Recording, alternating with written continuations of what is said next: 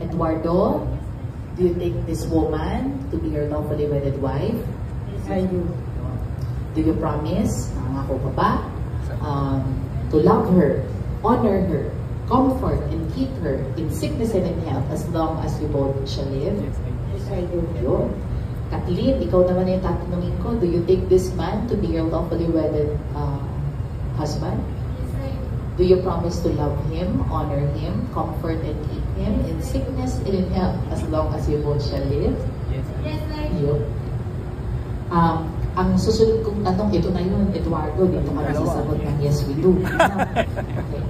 Kayo bang dalawa ay nangangako na ano bang problema, sakit sa buhay ang pagdaanan bilang mag-asawa, kailanman hindi nyo tatalikdan ang sumpaang ginagawa ninyo ngayong araw na to? Ang sagot nyo ay? Ulit-ulit? Yes, we do. Yun. Okay. Maraming salamat, Eduardo.